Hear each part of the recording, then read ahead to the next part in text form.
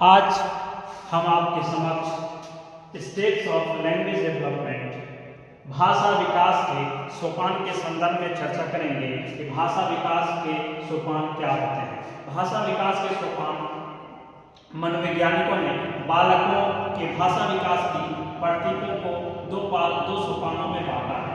पूर्ववाद भाषा विकास अवस्था, जिसको हम आप प्री स्पीच लैंग्वेज डेवलपमेंट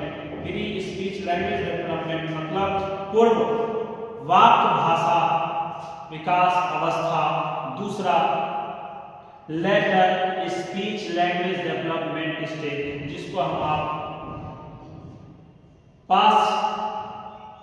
पश्चवाक भाषा विकास अवस्था के नाम से जानते हैं। इन्हीं को हम आगे चर्चा करते हुए इनके pre speech language development stage पर चर्चा करेंगे, जिस संदर्भ में क्या क्या बदलाव आते हैं उस पर हम चर्चा करेंगे।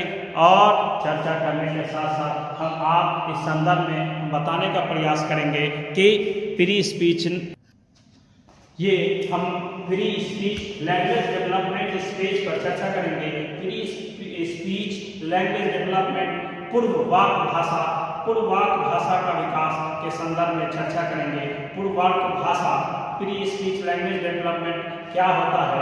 जन्म के उपरांत प्रथम 15 महीने में होने वाले भाषा विकास की जो अवस्था होती है, उस अवस्था के बारे में जो बातें की जाती हैं वो प्री स्पीच स्टेज के अंतर्गत आते हैं। इस अवस्था में बालक अपनी इच्छाओं, परेशानियों, अपनी जरूरतों, अपने हाव भाव, जिसको जेस्चर या भी अभिव्यक्त करता है, वाचकता करता है, उसे हम आप एक्सप्रेसिव वोकलाइजेशन के नाम से जानते हैं, आदि के द्वारा अभिव्यक्त किया जाता है। बच्चे छोटे छोटे शब्दों को एक दूसरे व्यक्ति तक व्यक्त करते हैं, और जो सारे के सारे प्री स्पीच लैंग्वेज डेवलपमेंट के अंतर्गत आते हैं।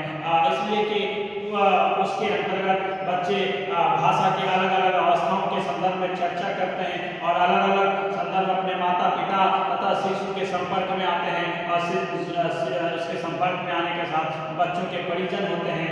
और पूर्ववाक भाषा की अवस्था में बालक अपनी संचार, अपनी आवश्यकताओं की कम्युनिकेशन नीड्स की पूर्ति करता है, और उसको हम आप विभिन्न प्रकारों में जानते हैं। उसमें सबसे पहला प्रकार जो होता है वो बच्चों के द्वारा जो होता है, उसमें सबसे पहले हम जानते हैं वो होता है क्राइंग। पहला प्रकार जो होता है वो क्राइंग।